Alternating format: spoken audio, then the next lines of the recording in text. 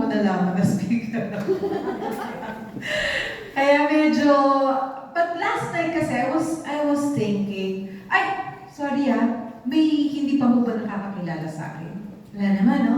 Ay, si Sir. Hello, Sir. Ako po si Vivian.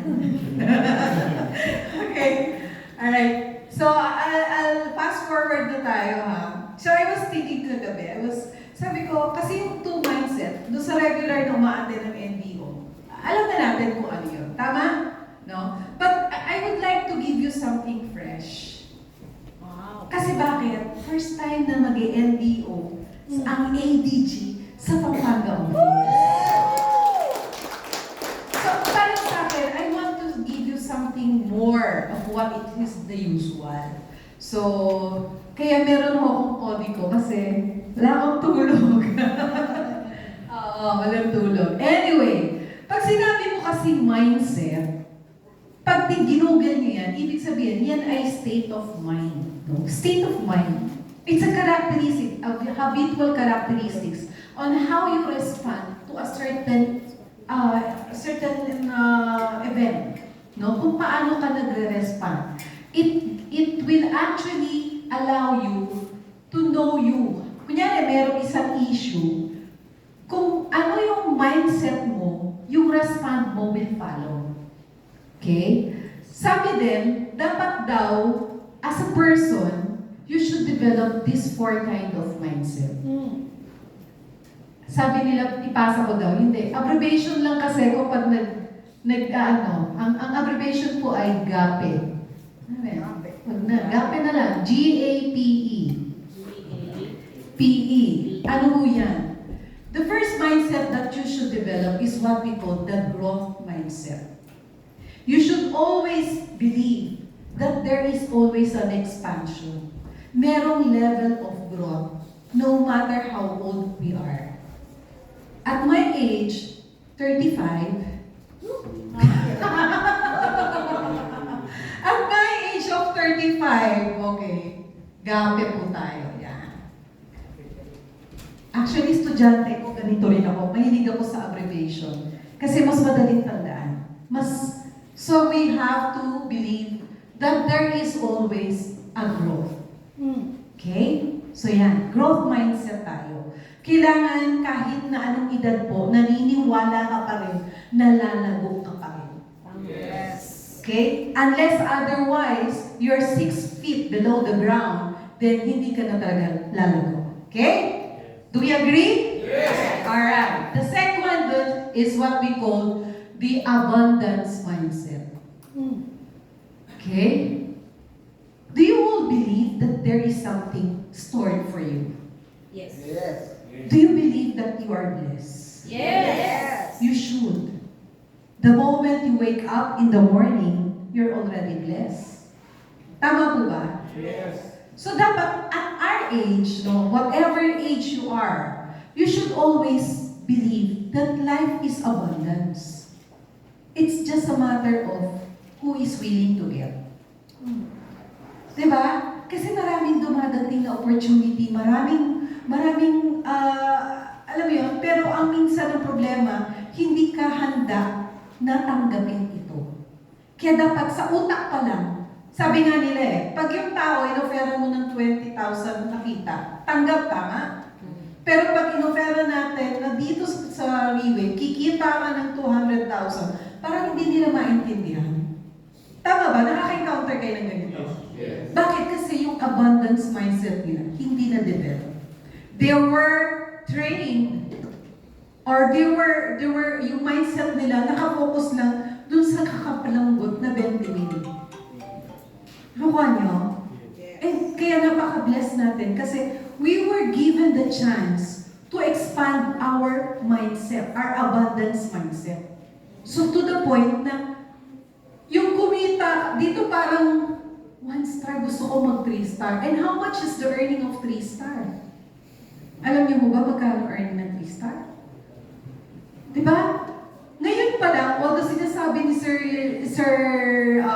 Brado kanina, nasa leadership, di ba, naka-base tayo sa leadership.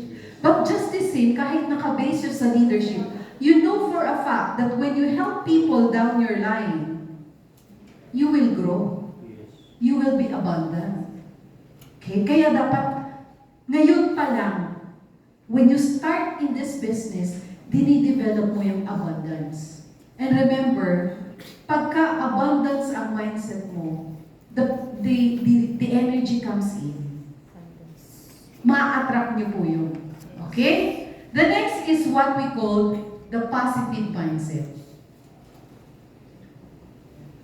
The positive mindset, you should always believe the possibility of things. Minsan kasi, dahil nga nasanay tayo ng empleyado, hindi tayo sanay makipag-usap sa matataas na tao.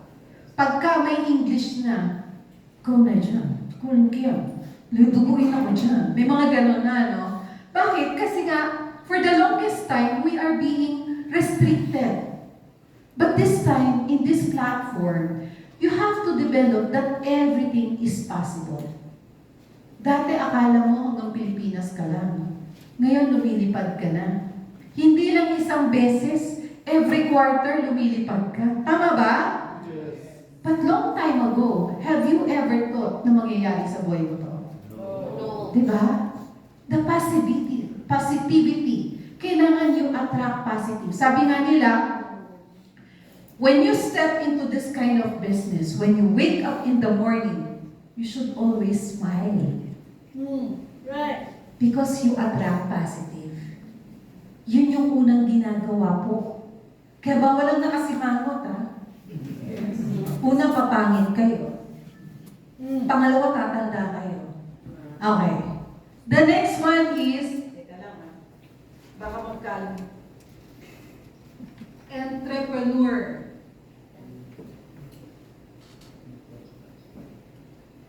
The entrepreneurship mindset. Hindi ho tayo lahat ay nabigyan ng pagkakataong mag-aral tungkol sa pagninegosyo. Dahil for the longest time, tayo po ay minold ng ating mga teacher. Mag-aral ka lang para maging empleyado. Tama? So the main goal of our education was for you to be an employee. You are never trained to become an entrepreneur. Yun yung pinagkaiba natin sa mga Chinese. Is there Chinese in the team? Diba? Sa Chinese, at a young age, dinidevelop na sila maging entrepreneur. At a young age, pinagbabantay ng tindahan. Pinag-a-accounting na sila. Tayo walang ganon. Walang ganon training. Kaya ngayon, ang goal mo, pagka-graduate mo, gusto mo mag-empleyado. Kasi yun yung mindset mo eh. Yun ang train sa'yo. But in this platform, you will be able to develop the entrepreneurship mindset. So kanina pinakita ni Sir Brando, di ba? Yung fourth quadrant, from the active income, you are to go to the passive income. Para maging passive income yan, you have to have the entrepreneurial mindset. Kasi business is an entrepreneur. Yung mga tao kumikita sa negosyo, ang tendency niyan, pag kumita, lalagay sa investment.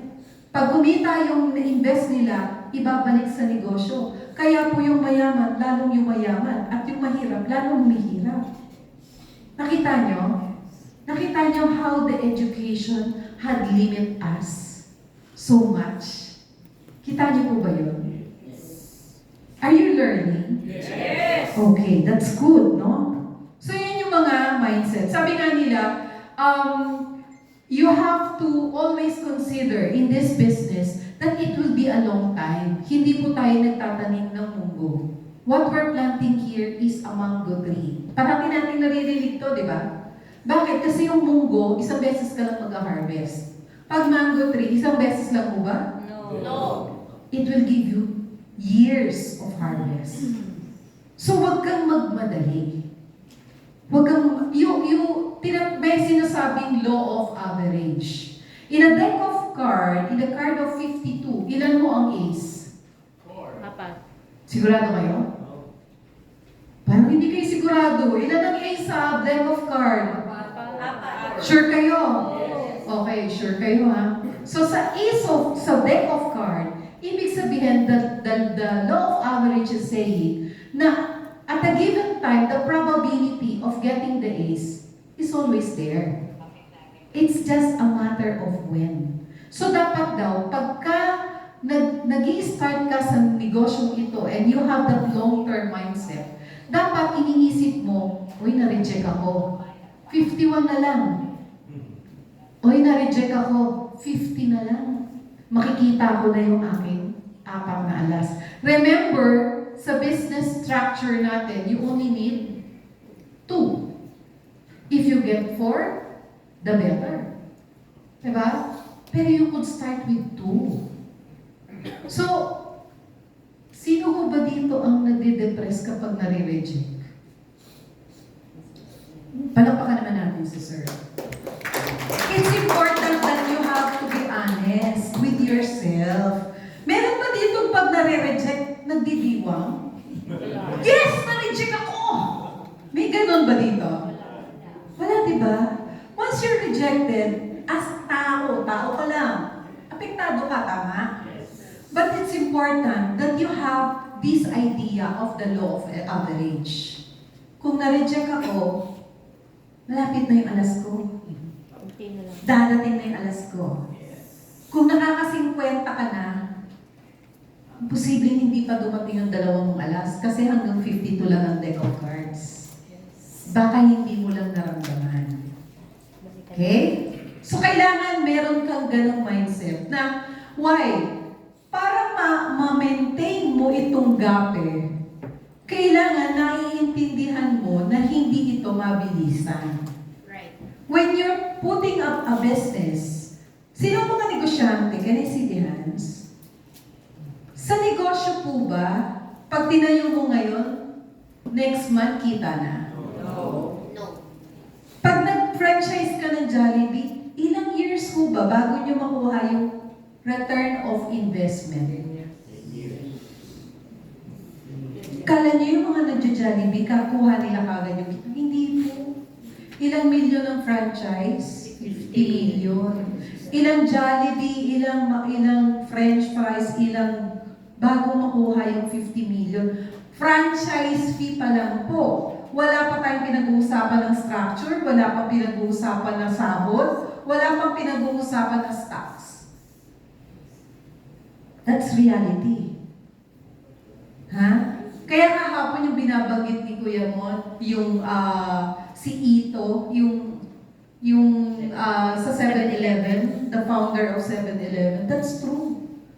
No? Even McDo, yung unang nag-isip ng concept ng McDo, hindi siya masyadong kumita. But because there is a leader by the name of Ray Kroc, siya yung nagpalago.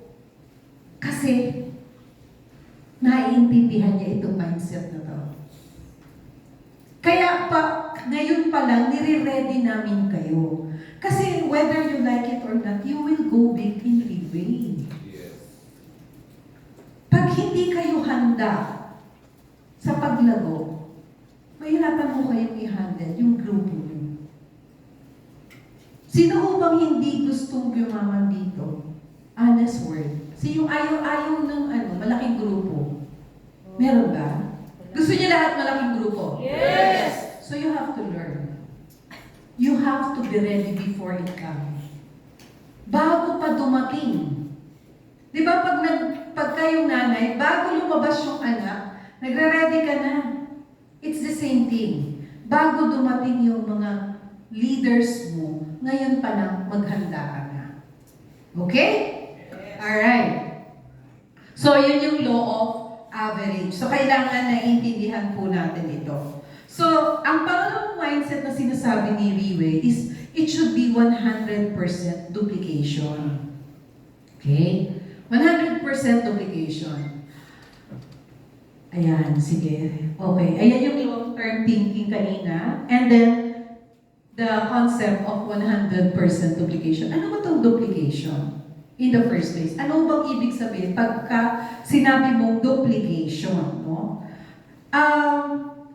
Minsan kasi sa Riwe, you fall on the salesman syndrome. Dahil nagsisimula ka ang tendency, hanap ka ng mabebentahan.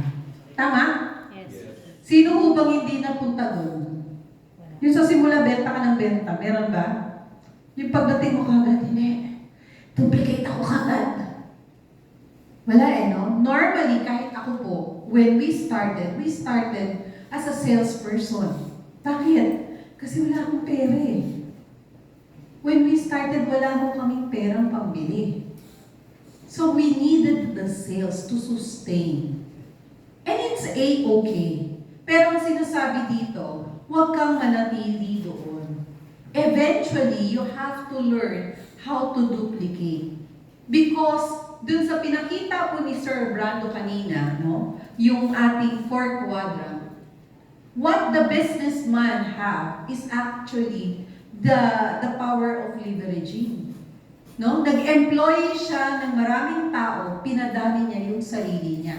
And that is actually duplication. That is leveraging. So yun po yun. Paparamihin mo yung sarili mo. Now, how do you duplicate yourself? Paano mo ba dapat pinararami ang sarili mo? Okay? Sino ho dito yung may left and right na? Pakitaas ang kamay. Okay, so marami yung wala pa. Sino yung merong isa sa kaliwa lang or isa sa kanan lang? Wala pang dalawa. Isa. Okay, taas niyo po, para I could address you. Yan. Okay.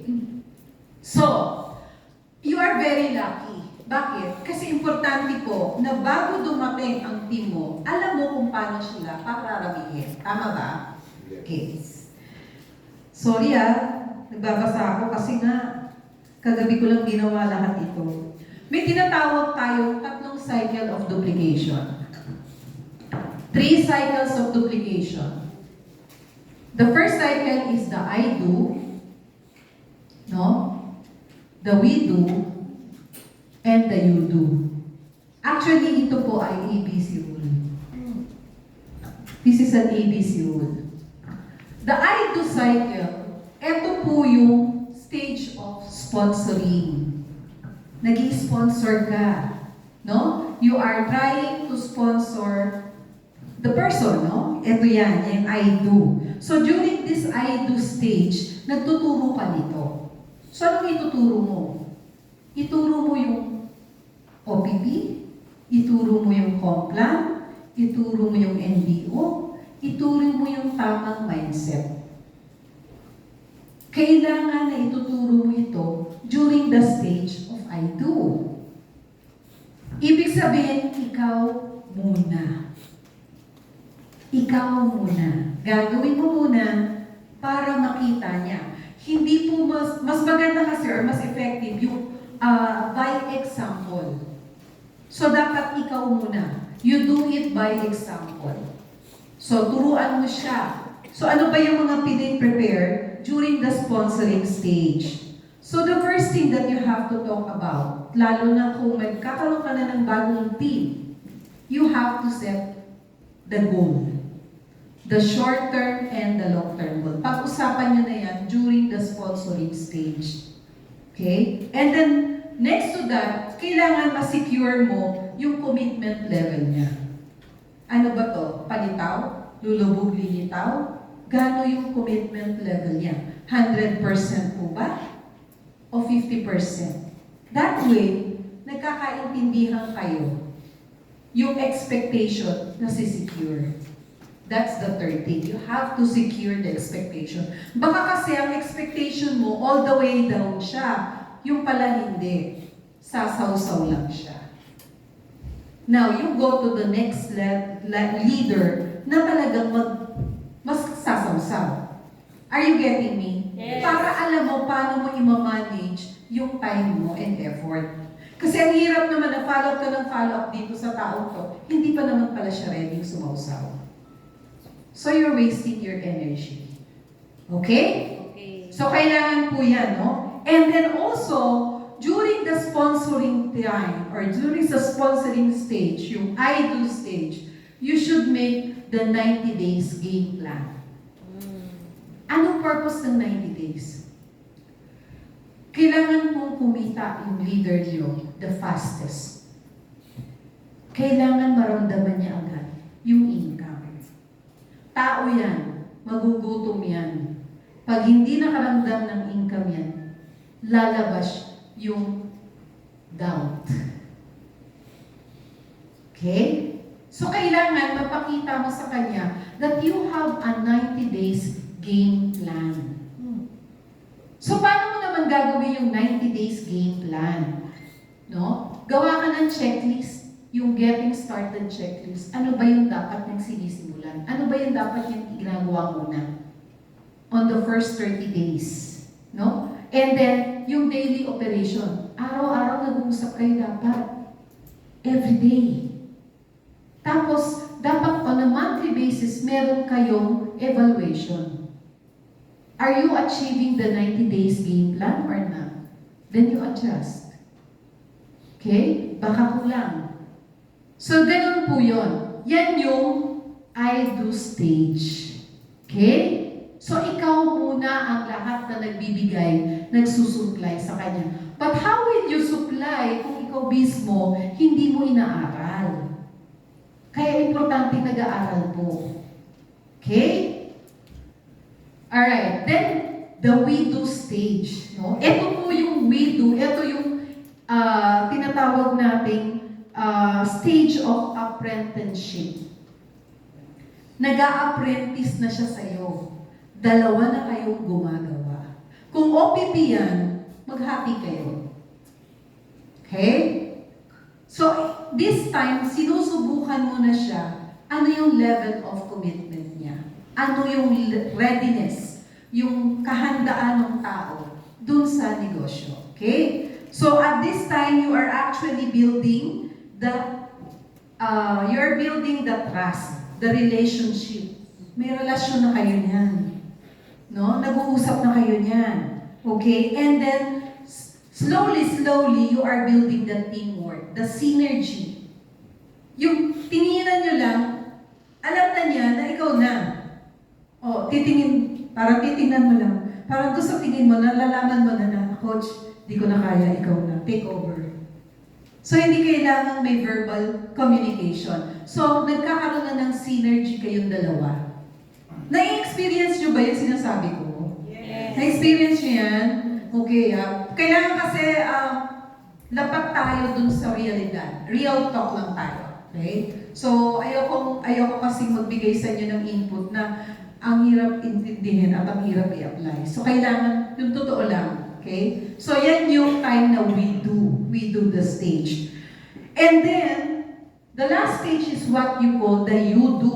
No? Ito yung trusting stage. Kanina binanggit ni Sir Rando na importante that you trust.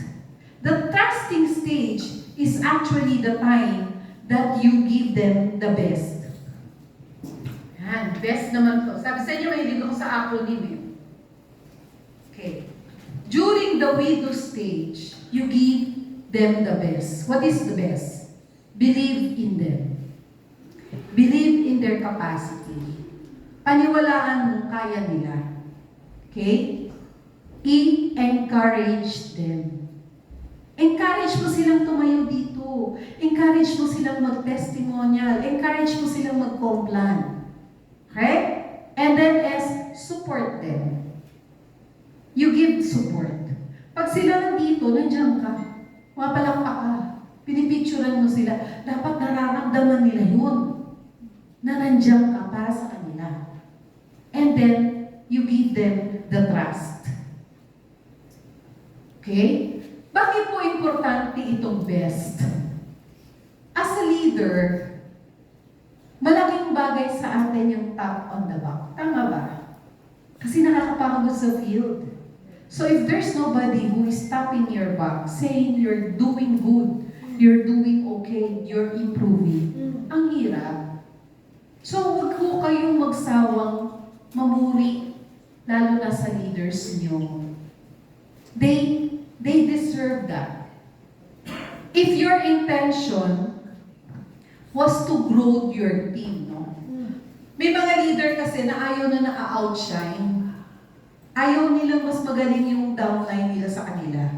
May leader na ganon.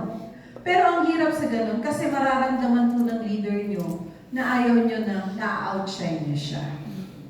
Remember, if you have a powerful leader on your left and a powerful leader in your right, kahit hindi ka ganun kagaling, mabibit-bit ka along the way. So you should be thankful rather than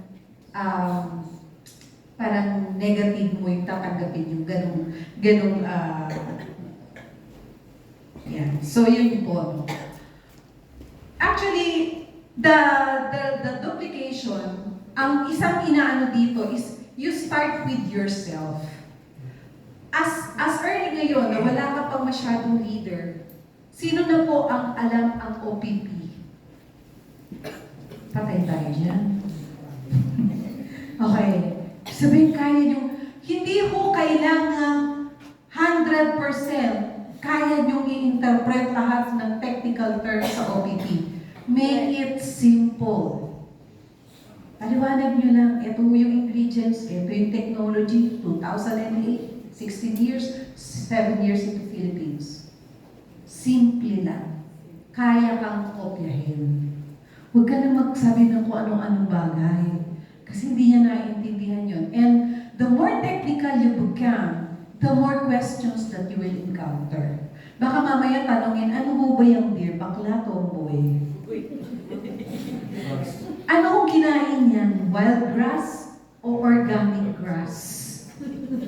Minsan yung mga tanong ng client natin, mga out of this world, wala lang, para lang mema tanong. No? Pero the reason bakit sila tatanong mo, kasi nag-technical ka. So always look at yourself. How do you present? Make it very, very simple. At the end of the presentation, you're always, the rule is to bring them here. To give them the curiosity to be here. Huwag mong ipakain lahat sa labas.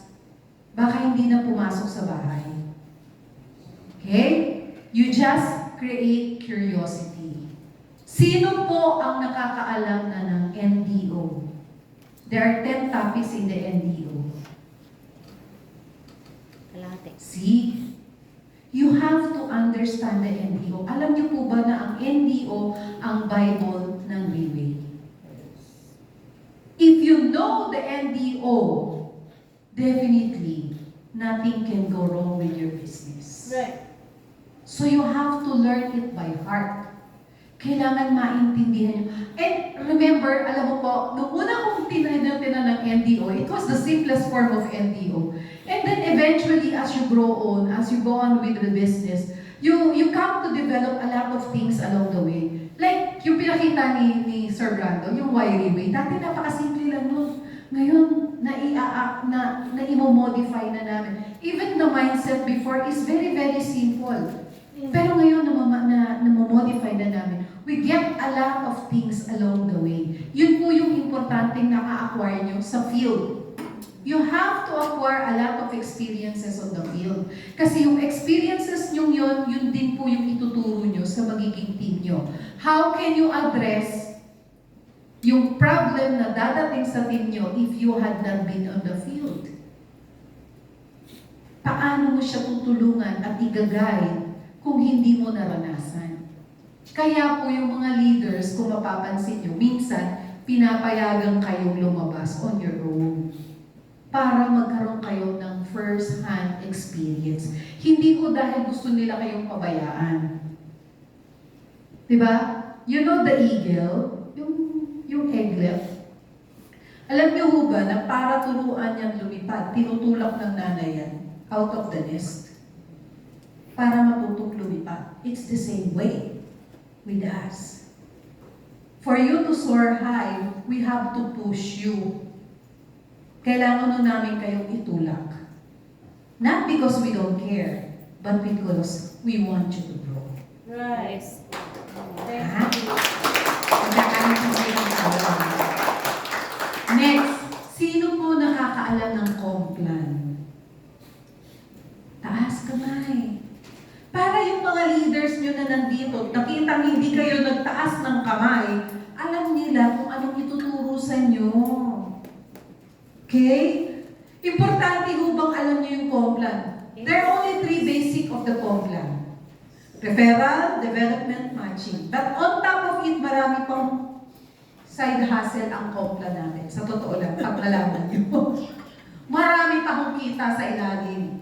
But this is the 3 basic. Kahit yung 3 basic man lang alam niyo dapat. Yes. Kasi ang unang itatanong, remember, what you're getting here is a leader. And normally, the leader, binanggit ni Sir Brando, are the people on the lower bracket. Tama? Ito yung mga tao humahanap ng ibang oportunidad. Some of them will start at a user, but eventually they'll be asking you, paano ba ako pwedeng mag-income dyan? Familiar? Yes. Paano mo ipapaliwanag kung yung 3 basic hindi mo alam? Sasabihin mo, teka lang, tawagan ko si Coach. Coach, Explain na ano yung Complan. Ano yung Complan? So, dapat naintindihan nyo yun. Alam nyo kung ano yung packages, ano yung difference ng packages. Bakit kailangan ng kinukuha nila? Wala rin eh. Bakit ang kailangan kinukuha nila ay diamond? Dapat na i-explain nyo sa kanila na the moment na nag-silver sila, alam niyo ba yung within 90 days, before mag 90 days, pwede nang i-pay. Kasi, para ma-max, ayaw pa rin eh. Mahina. Okay na po. Lakasan niyo. Hello? Para ma-maximize mo yung earning, you have to have the diamond account. At as a leader, you have to teach your team how will they maximize the positioning. Pero hindi mo yan maituturo kung hindi mo rin alam. Dapat maituro mo sa kanila, paano ba binabasa ang structure? Ano ba yung points? Dapat naiintindihan nila yon. So, how do you start it? Do it on your own first. Basahin niyo po yung inyong structure. Binubuksan po ang dashboard, hindi lang pag nagta-transfer ng RW. Okay? Kahit hindi kayo magta-transfer ng RW, dapat po binibisita ang dashboard. Okay? Dapat binubusisi niyo lahat yung mga nandoon.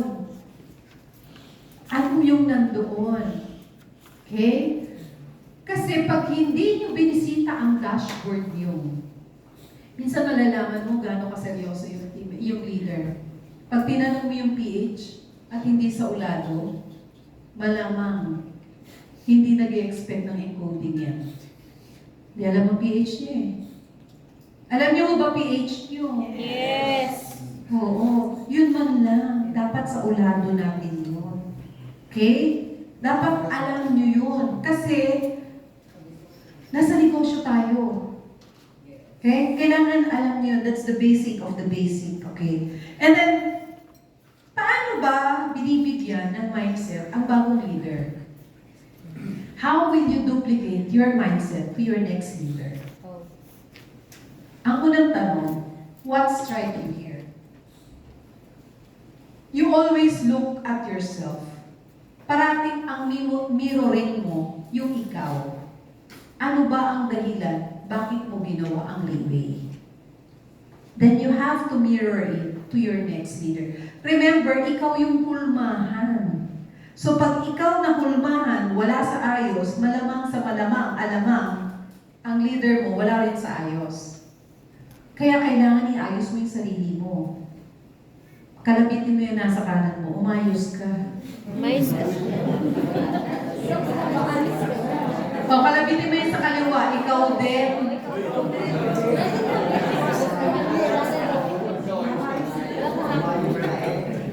Diba? Kailangan ayusin natin yung sarili. You have to go first with yourself. Ikaw muna. Kasi pag okay ka, diba yung ball, itong pentel pen na to, ginawa ni Pilot. Do you agree na may hinulmahan to? Yes. Yes.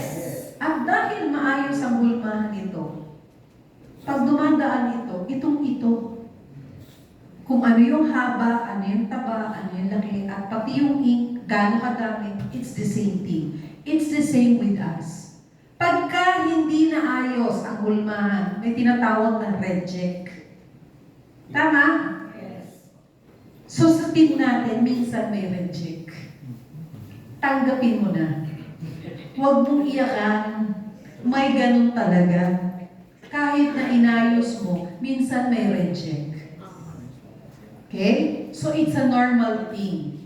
Hindi huwag mong inaaway naman masyado ang sarili mo. Hindi siguro ako na maging magaling leader. Kasi may red check. Huwag po. Tao ka lang. Okay? You are only capable of what you can be. But what's so good is because you have the proper mindset, you go beyond from the average. Alam nyo ba na isa sa pinakamagandang, I've been an employee for the longest time, for 3 decades. Bago ako naging corporate employee, I've been to a lot of side hustle. Rakista ko ako. Mula high school, hindi pala, elementary pa lang, rumaraket na ako. Elementary pa lang rumaraket na ako. Ganun ako kaano. Kasi we grow up in a hindi naman mayaman yung family ko eh. I'm from a 9 family, 9 siblings so kami. Hindi pa nakontento yung nanay ko, nag-ampun pa ng isa, para daw saradong 10. Diba? And my father died at the age of 50. So could you just imagine how hard it is? So in other words, during the time na lumalaki, we were forced to look at opportunity. No? Ngayon, kayo, if you will look at yourself, importante kasi na mini-mirror mo yung sarili mo for you to have the proper mindset and for you to be able to create a duplication within your team. Parating ang tingin sa sarili. Not on other people, not on your upline, not on your crossline. Huwag ka na nagsasabi ng, buti pa siya, dami na niya leader. Ako, wala pa. Huwag mo nang ginaganon. You always look at yourself. Remember, the reason why people will come to you is because you are pleasant. It's because you are, hindi naman kailangan maganda ka, hindi kailangan mabango ka, kailangan lang pleasant ka, kailangan likable ka. Diba? Gusto niyo bang parating kasama yung malungkot? Yung nakasimangot parati. Yung parang hinugluban ng langit at lupa. Diba? Ang gusto natin kasama, yung masaya. Kasi magulo na ang mundo. Kasama mo ba yung parating malungkot? Diba? Kaya you have to be lively person. You have to be, hindi ko bawal tumawa. Oo, ano ka? Hindi ko bawal ngumiti. Kahit may problema, kailangan marunong kang ngumiti. Agree. Oo, di ba? Agree. Palakpakan namin ni CJ, parating nakangiti. Oo. Kasi pag naglakad ka dyan, eto ha, technique sa mga gustong mangharbat ng mga kung sino-sino dito sa Pampanga, wala kayong kilala.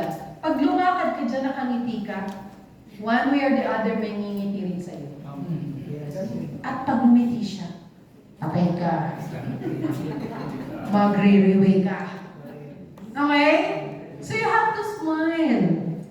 Life is so good.